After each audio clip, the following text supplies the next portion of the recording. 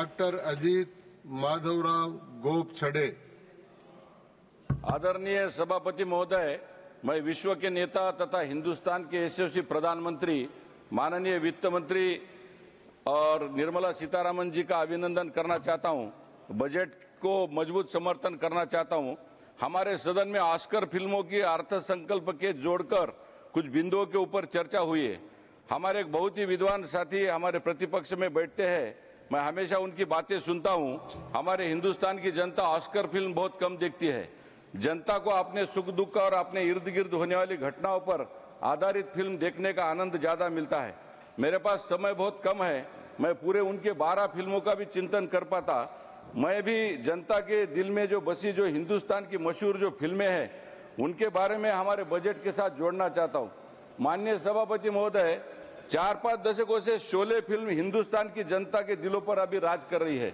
उसका खलनायक गब्बर सिंह और उसकी टोली रामगढ़ और आसपास के लोग आसपास के गांव में लूटपाट और दहशत और उत्पात मचाते हैं। इसी प्रकार से पूरी जनता त्रस्त होती है, भयंकर हाल और त्रासदी में होती है।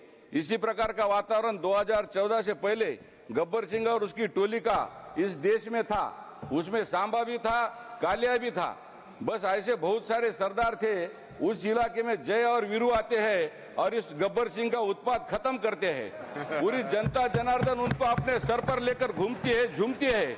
2014 के बाद हमारे देश में यशस्वी प्रधानमंत्री मोदी जी ने सरकार ने अमन, शांति, समृद्धि की अनमोल भेंट इस हिंदुस्तान को इस बजट के माध्यम से महिला, किसान, युवा, वंचित, पीड़ित, शोषित सारे विश्वकर्मा समाज को देकर महासत्ता होने की दिशा में पहल की है।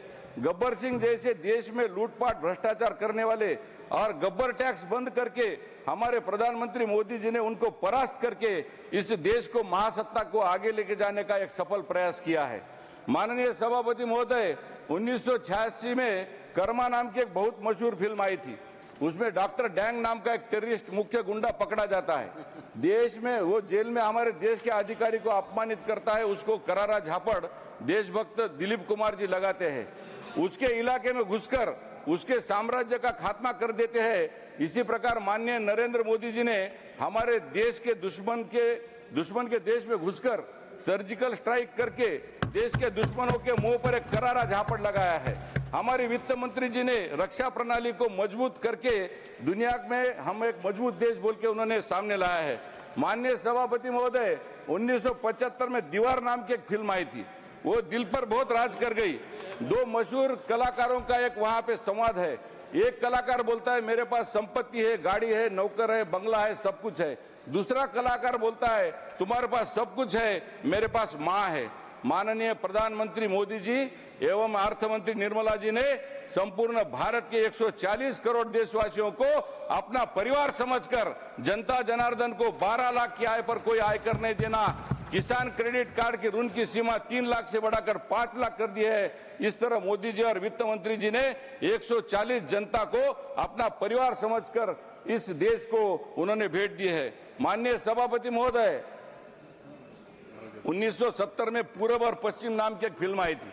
मनोज कुमार जी की फिल्म थी जिसमें प्रीत जहां की रीत सदा मैं वहां के गीत गाता हूं, भारत का रहने वाला हूं, भारत की बात सुनाता हूं। आदरणीय प्रधानमंत्री जी ने ज्ञान भारत मिशन के माध्यम से डिजिटलाइजेशन, संस्कृति, ज्ञान का वैश्विक प्रचार किया है।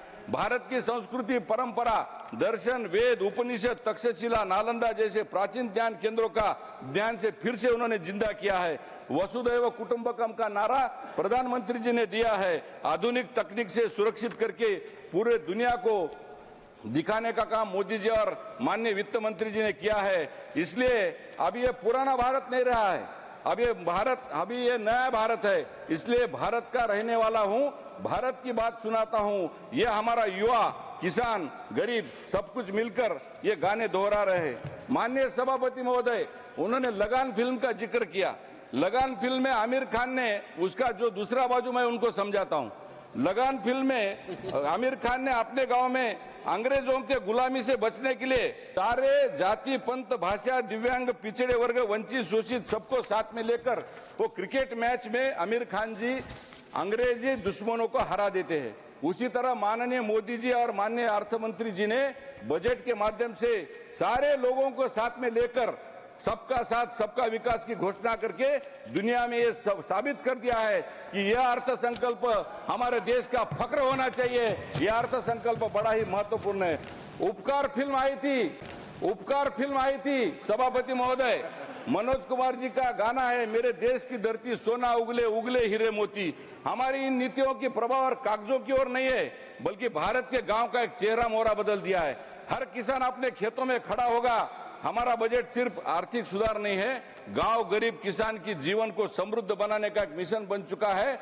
ये उपकार फिल्म का जो गाना है, ये किसान तब भी गाते थे, लेकिन अब फसल तो बढ़ गई है, लेकिन अभी किसान के जीवन में मोदी जी ने संजीवनी लाने का काम किया है। हमारे ग्राम स्वराज को विश्व गुरु तक ले जाने में मोदी जी सहायक हुए हैं। मैं मोदी जी को और वित्त मंत्री जी को मन से सलाम करता हूं। उन्होंने प्रधानमंत्री जी के ने हमारे युवाओं के बारे में किया है। 1900 दशक में कयामत से कयामत तक की एक फिल्म आई थी, उसमें एक मशहूर गाना हुआ था, पापा कहते हैं बड़ा नाम करेगा।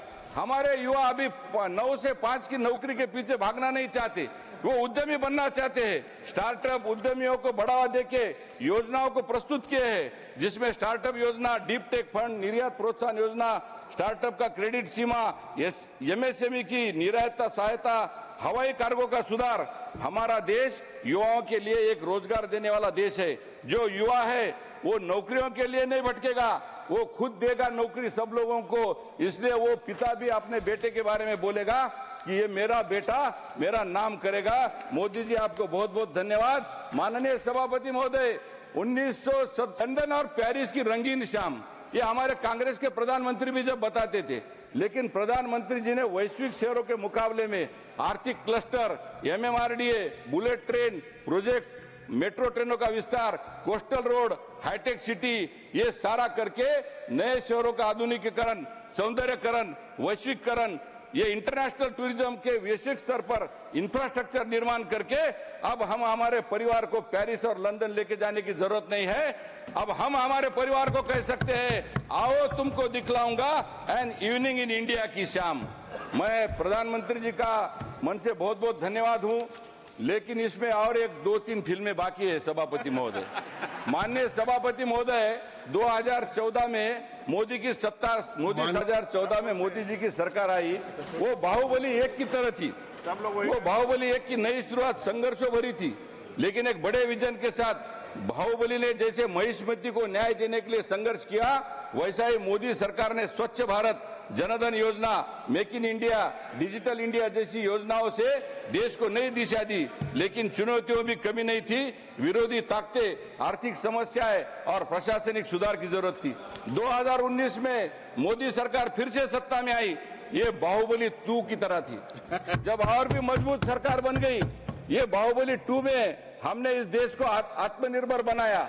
बाहुबली ने जैसा अपना असली हक पाया, महिष्मती को न्याय दिलाया, वैसा ही मोदी सरकार ने आत्मनिर्भर भारत, धारा 370, राम मंदिर का निर्माण, किसान योजनाएं, कोविड वैक्सीन जैसे ऐतिहासिक निर्णय लिए। जिस तरह बाहुबली का विजन सिर्फ युद्ध जीतना नहीं, बल्कि पूरे राज्य का कल्याण था, वैसे ही मोदी सरकार भी सिर्फ चुनाव जीतने के लिए नहीं, बल्कि भारत को वैश्विक शक्ति बनाने के लिए काम कर रही है। वैसे ही मोदी सरकार का काम वैश्विक शक्ति बनाने के लिए हो रहा है। माननीय सभापति महोदय, भविष्य के भारत के स्वर्णिम युग में 2047 तक ऐसे कई बाहुबली फिल्में आएंगी और हमें मोदी जी के नेतृत्व में हम सब भारत को महासत्ता बनाने से हमको कोई रोक नहीं सकता है। ये मैं यहाँ पर सभा के मंच में आप सब लोगों को कहना चाहता हूँ। आपने बोला है फिल्में मत गाओ, कविता मत करो, मैं आपको बताता हूँ, चिदम्बरम जी ने जो बोला है, निर्मला सीतारामन जी और चिदम्बरम जी के बीच में कर की छूट थी 2014 में 2 लाख की, 2025 में 12 लाख की छूट दी गई।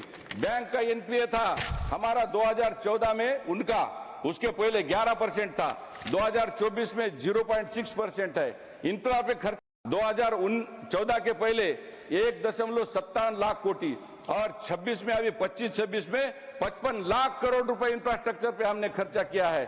संपत्ति का निर्माण देखिए, 2014 के पहले 13 लाख करोड़ था, अभी 2024 में 310 लाख करोड़ रुपए का संपत्ति हमने निर्माण किया है।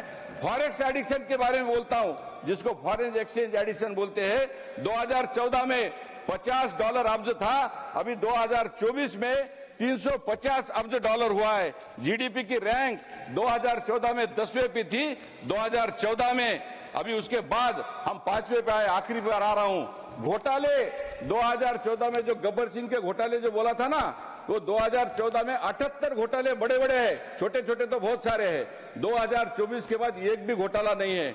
इस तरह से मैं निर्मला सीतारामन जी को, ये देश की सर्वोत्तम अर्थ मंत्री के बोल के उनको मैं खुद अभिमान के तौर पे बोलना चाहता हूं। और प्रधानमंत्री जी का और सीतारामन जी का मैं सबसे इसलिए अभिनंदन करना चाहता हूं।